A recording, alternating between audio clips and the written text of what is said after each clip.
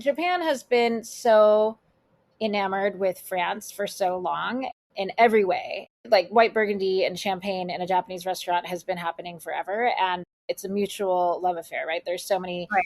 Japanese chefs who own restaurants in Burgundy and in Paris, and they're some of the top dining destinations. And so it seemed like kind of a natural second next step that Italian wine would get a foot in the door. And I mean, the number of Italian restaurants is hot on the heels of the number of French restaurants in Japan. Hello, welcome to Masterclass US Wine Market with me, your host, Juliana Colangelo. This show has been designed to demystify the US market for Italian wineries through interviews with experts in sales and distribution, social media, communications, and so much more. We will quiz each of our esteemed guests in every episode to solidify the lessons that we've learned from the episode. So sharpen your pencils, get out your notebooks, and join us this week to learn more about the US market. Hello, welcome back to Masterclass US Wine Market on the Italian Wine Podcast. Joining me today is Monica Samuels, President of Kome Collective and one of the leading voices in sake education in the United States. Over the last 2 decades, Monica has helped introduce premium Japanese sake to the U.S. market, working closely with producers, distributors, sommeliers, and restaurants to build one of the country's most respected sake portfolios. Her unique perspective at the intersection of Japanese beverages and fine dining makes her the perfect guest to explore how sake and Italian wine are successfully coexisting on some of America's best wine lists. Welcome, Monica. It's so great to have you on the show. Thanks for being here. Thanks for having me. Yeah, I'm really excited. Yeah, this is a fun topic. And having traveled to Japan, as you know, in May, I'm especially excited to chat with you more. But for those of our listeners not familiar with your background, beyond the bio that I just used to introduce you, can you tell us a little bit more about what led you to become one of the preeminent sake experts in the United States? Sure. So I'm Japanese American. My mother is born and raised in Tokyo. My parents actually still live in Japan currently in Kamakura. And I spent my childhood spending summers in Tokyo with my grandparents, and my mother was working as a simultaneous interpreter. So it was really important to her that her daughter was bilingual. And being able to speak Japanese, I just got a lot of really good opportunities. I was employed at some great Japanese restaurants growing up in LA, while my friends all worked at greasy spoon diners. And I think being someone who could read and communicate in Japanese about sake when there really wasn't a lot available in English at the time gave me a great upper hand. And I just felt like, I grew up I went to musical theater high school as well. And so public speaking and being on stage and things like that didn't bother me, where Japanese people are innately really shy. And so I felt like I had this great opportunity to be this ambassador for a category that was represented by people who were so humble that they couldn't really hype themselves up, especially to an American audience that is a lot more, just requires a lot more hyperbole than maybe marketing to a Japanese audience. Yeah, much different culturally, right? So I could imagine needing somebody to help bridge that gap. And like you said, really almost boast on behalf of these producers and the incredible sakes that they're making. So it makes a lot of sense that you came to be in the position. And how did you develop a passion for sake? So I started working at Sushi Samba when I moved to New York, and it was a really great experience for me because I'm Japanese and Jewish, and it's an Israeli owned restaurant celebrating the relationship between Japan and Brazil and Peru, which there's so much great. I mean, Brazil has the second largest population of Japanese people outside of Japan, and with just such a long history of Japanese government in Peru, there's a lot of this great confluence of those cuisines. And so being so multicultural myself, I felt really at home there. And sake was very much the calling card of that restaurant group. They had the largest sake selection and kind of snuck sake into everything. Sake was an ingredient in most dishes on the menu. It was an ingredient in almost every cocktail. And so having a lot more experience in sake than a lot of people in the organization, I became the go-to sake girl there. And it was just so rewarding to get to give people an experience they had never had before. And most people had either written off the sake category, as tried it once, had a bad experience. And so being able to really give people this light bulb moment and show people how sake really elevates the experience of dining was just so much fun. And I just kind of took it and ran with it, and worked in distribution for many years in several regions across the country. And it's been almost 13 years now that I've been in a national role for a sake importer. And we created our own Japanese division about 6 years ago in 2020, which was the first year we sold more sake than wine as a company. But today we are a importer of Japanese sake and a growing portfolio of Italian wines. So it's I'm glad we're on this subject because I think about it all the time. Yeah, and I feel like it might not seem like an obvious topic to think about, like Italian wine and sake, but there's such a love affair between Italy and Japan, right? In terms of cuisine. I know when I was there, I ate some incredible pizza actually on our last day in Tokyo. And I know there's a ton of amazing Italian restaurants in Japan. So excited to kind of dive in. And for our listeners, our takeaways on this episode with Monica are number one, why Japanese restaurants have become some of the strongest accounts for premium Italian wines in the US. Number two, how sake and wine complement rather than compete with one another. And finally, what Italian wineries can learn from Japanese hospitality and beverage culture when they're approaching the US market. So to dive in, Monica, let's talk a little bit more about that relationship between sake and wine and how it's evolved in US restaurants. And I feel like with your background at Sushi Samba, you're especially poised to answer this question. Yeah, of course. I mean, I think that just to the point you just made about how you had some great pizza in Japan, Japan is having this love affair with pizza. And one of the breweries, sake breweries that we represent, actually Tensei, they have a trattoria on site, and they make sake that uses pretty hard water compared to the water in the rest of the country. And so there's this great salinity and minerality that comes from their sake that really is kind of evocative of a lot of coastal island white wines from Italy. And so there's a lot of similar parallels in flavor and structure, I think, between a lot of sakes, Italian white wines, and the trifecta of sweet, savory, and umami in Japanese food that I see a lot in like Sicilian food. And so I think there's a food science reason behind why they go together. If you think about something like miso dangaku eggplant, like a broiled eggplant with that rich miso sauce on top, I feel like that structure and composition is so similar to something like agrodolce. And so the birth of both of those dishes spans so many generations. And so I think the generational history of both Italian wine and Japanese sake and Italian and Japanese cuisine create a lot of opportunities to storytell and honor the legacy of both cultures. Right. Yeah, absolutely. I know one of these like viral New York Times recipes this year was the miso pasta. I don't know if you tried it, but it's just like spaghetti with miso and butter and Parmesan and some nori flakes, and it's delicious. I tried it a few weeks ago and it was like mind-blowingly good. So like you said, there is this like similarity in flavors, especially as you go south in Italy, like that comparison between the eggplant miso and the agrodolce that makes it that you might consider like sake and Italian wine for both styles of cuisine, right? Absolutely. It's so funny because I always tell people that miso is my secret ingredient when I cook Italian food, and balsamic vinegar is my secret ingredient when I cook Japanese food, because people are always like, I can't place this one flavor. It's so interesting. And it's really not that complicated. It's just, it's my like hack for cooking both cuisines. Yeah. One of my friends was making tomato sauce, and he's a food scientist, and he added fish sauce into the tomato sauce actually, and it was incredible. What are you doing? Fish sauce? And he's like, yeah, it's the umami that really adds like depth to the flavor. So absolutely. So on that note, can you talk a little bit maybe more technically about what makes Italian wines particularly successful in Japanese restaurants, and maybe some of the styles of Italian wines that you have found to be most successful in Japanese restaurants?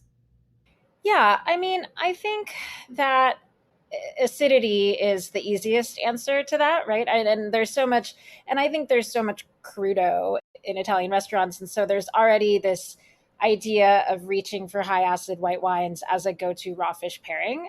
And so I think that is one of just the more like inarguable, it really goes well together. And I think that there's, in Japanese food, there is a lot more richness. The food is definitely not as austere as it used to be. And there's I don't know if you saw it while you're in Japan, but there's a big olive renaissance that's happening in Japan right now. And so Okay. there's this mission olive that was planted in Japan maybe 40 years ago, and it's really affected Japanese cuisine and beverage in a number of ways. There's like one of the most distinct types of Wagyu beef now is olive Wagyu, where the cows Oh, eat wow. like the seeds and the leaves and just leftovers of the olives. And there's also olive pork, and there's olive yellowtail, Very cool. and we actually import a sake that's made from yeast that's from the outside of the olive. So it's a very vinous way of accessing yeast, where most sake yeast comes from a lab. So it was a really interesting game changer in making people think about yeast cultivation in a more vinous way. But also, these sakes are higher in acid, and they go really well with olive oil and richer, fattier flavors. And the olive oil coming from these olives is amazing. But I think that there's like a fleshier, richer, more buttery quality to Japanese food than there used to be. And so I think the need for acid has probably increased. Right. And I think Japan has been so enamored with France for so long in every way. And like white Burgundy and champagne in a Japanese restaurant has been happening forever. And it's a mutual love affair, right? There's so many Right. Japanese chefs who own restaurants in Burgundy and in Paris, and they're some of the top dining destinations. And so it seemed like kind of a natural next step that Italian wine would get a foot in the door. And I mean, the number of Italian restaurants is hot on the heels of the number of French restaurants in Japan, and it's actually becoming almost a problem because young chefs all want to stage in France and Italy, and so a lot of these like ancient arts of kaiseki cuisine, they're worried that they're just going to die because young chefs would rather Wow. much more romanced by the idea of cooking Italian and French food. Wow. When is that shift? Like, when did that has that shift started? Is that recent, or like has it been happening for a little while? It kind of seemed to go hand in hand with a lot of the globalization of trends in Japan, like with the craft Okay. cocktail trend, the craft beer trend, the more, more traditional, like vitis vinifera varietals being grown in Japan, and how Right. the winemaking landscape has changed so much. And so I think there's just a lot more interest in things happening overseas. And Japanese people even joke that in order for something to become a trend in Japan, it has to become trendy overseas. Like we're having this moment with matcha everywhere, right? And matcha suddenly is trendy in Japan, and Yeah. because we decided that it was cool Right. In In Williamsburg.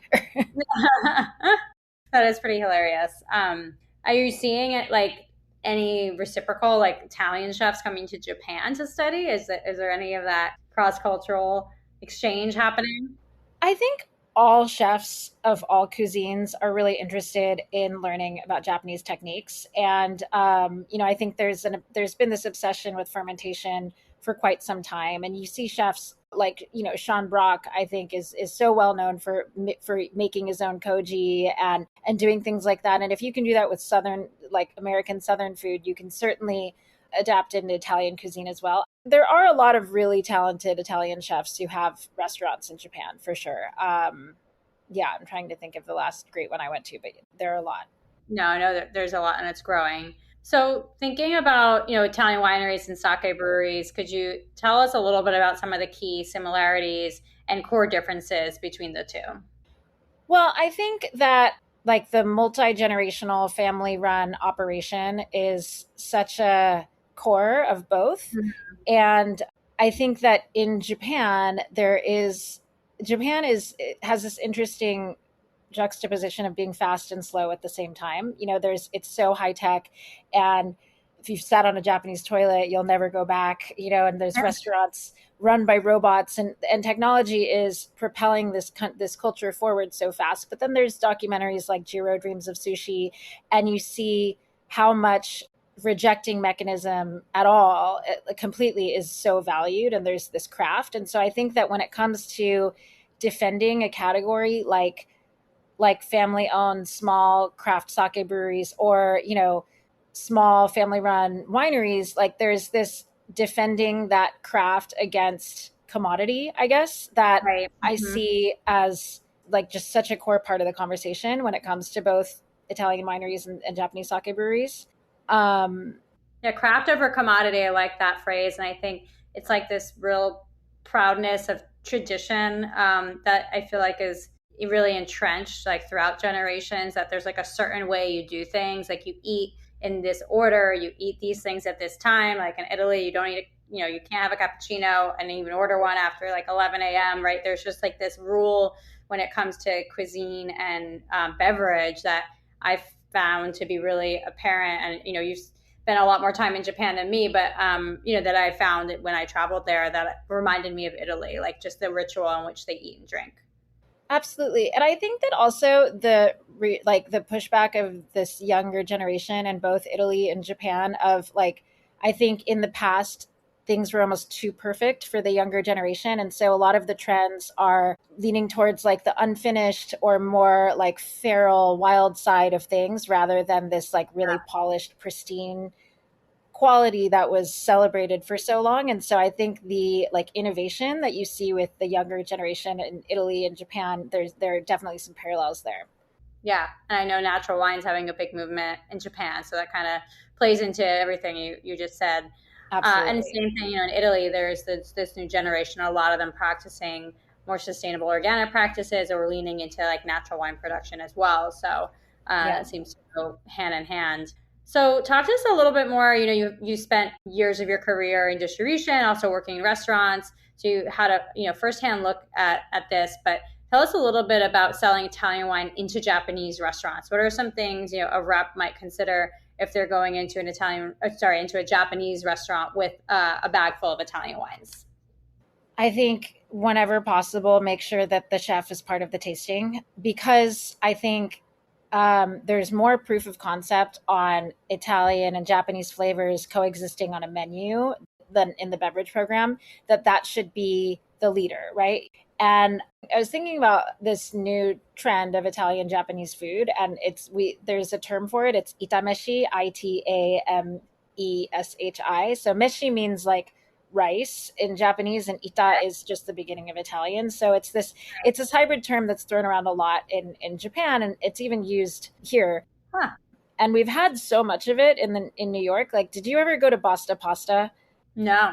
So Basta Pasta opened in the 80s. I think it was on like 17th Street, and they had been doing things like, miso pasta and things like that since the 80s. And then after that, a restaurant that really stands out to me, and I have one point that I'm making here, but after that, the restaurant that really stood out to me was on East 10th Street. It was called Dieci, Dieci, and I Okay. think that opened in like 2006, 2007. And there's a woman man who were working at that restaurant who ended up dating, and they're partners now, and they opened their own restaurant in that space that used to be Dieci. It's called Tsukimi, Tsukimi. It's a Michelin starred restaurant. It's tasting menu only, but they do a sake and wine pairing. Like, you don't have to choose either or, which so many restaurants kind of make you do. If you get the tasting menu, they're like, oh, we have a sake pairing or we have wine pairing. And they're one Right. of the places that really bridges the two together. And so you see how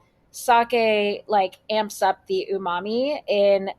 dishes that are really hard to pair with wine, whether it's like a really fermentation heavy dish or like Right. fish sauce or something like that. And then the wine pairings, like the acid lifts up the richness of dishes and also is this beautiful bridge between courses. And so you really see why you need both the wine and the sake as you're going through the meal, which I think it's so beautifully done. And anyone would agree that, like, thank God the wine is here and thank God the sake is here. Yeah. Oh, that's really cool. I'm adding that to my list for sure. That sounds like a exciting place to kind of see this collaboration between both wine and sake. Do you have any favorite pairings when it comes to pairing wine and Italian wine with Japanese cuisine?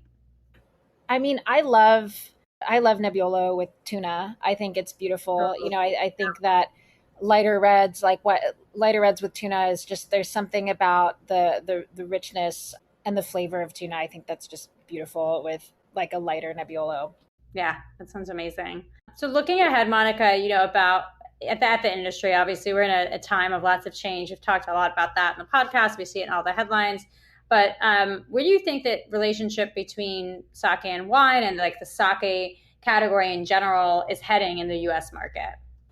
I think that the sake and wine coexisting is the answer. I think that a lot of restaurant programs, you can tell that they're thinking that the sake drinker is a totally different crowd than the wine drinker. And you see it in, like, there are so many restaurants where if you and I went in and you got a glass of white wine and I got a glass of sake, I would probably get a 2-ounce pour and you would get a 6-ounce pour. And it doesn't make any sense. I'd be ordering a second drink before you were halfway through yours. And so I think just like service and volume of pour should really match each other. And so that they're interchangeable. And the way that sake and wine are listed on lists should mirror each other, and where it doesn't seem like one is an afterthought. Yeah, I think that intention is really important. And I think the storytelling is really important. We hear all the time about how, the solution to people drinking less is making sure that they're like understanding why they choose to drink when they do. And the authenticity and the storytelling and the wanderlust are so important. And I think that both Italy and Japan being such crazy travel destinations right now, and we can attribute it to so many different things, but people really want to be transported to the place, and these places are so special that I think that storytelling and needs to be such a core part of hospitality right now. Absolutely. Yeah. And especially with categories like, when people have come back from a place like Italy or Japan, right, they have a context, right? So those stories can almost resonate in an even more impactful way because they might know the place you're referencing or understand, the regionality in which you're discussing it too. So it makes a ton of sense. Well, Monica, this has been a fascinating conversation. I have a new restaurant in East Village to check out as well.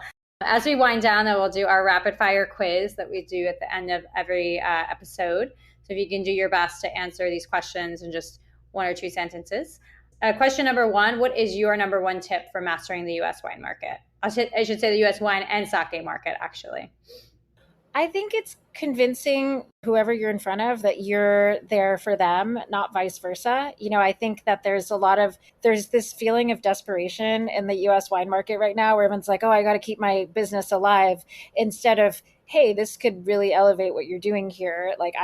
And I think earning that trust, and it's what we always know, consultative selling is the key.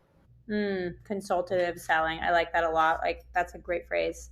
Absolutely. Number 2, what is something you might have told your younger professional self about working in the wine and sake industry?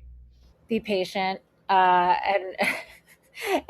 I think it's so hard not to get frustrated and think about your output over the span of 1 day or 1 week. And then you have these days where you see where before you even get out of bed in the morning, something great's happened. And so you have to understand that you're building towards something bigger. Yeah. Patience. That's a good one. Absolutely. What is one of your favorite travel hacks when you're traveling between Japan and the US or just traveling in general for work? Pack a really delicious meal. I always keep a lot of to-go containers so that I'm not carrying around like a smelly Tupperware for a week on the road, but having a really good meal to eat on the plane makes any flight so much better. Good one. And finally, what is one Japanese restaurant in New York with one of the best wine programs, in your opinion? I have to go back to Tsukimi. Everyone should go there. They have such a thoughtful sake and wine pairing. I can't wait for you to check it out. Yeah, I'm excited. All right, Monica, how can our followers follow along with everything that you're doing in the world of sake and wine and what you're up to? Well, I love Instagram. So you can find me. It's msamuels1212 on Instagram. Our company handles are also Kome Collective, Kome, Kome, which is the Japanese word for rice, _ collective, or Govino, GEO. All right, amazing. Thank you so much, Monica. I appreciate you being here today. Yeah, thanks for having me. This is great. Thank you for joining me today. Stay tuned each week for new episodes of Masterclass US Wine Market with me, Juliana Colangelo. And remember, if you've enjoyed today's show, hit the like and follow buttons wherever you get your podcasts.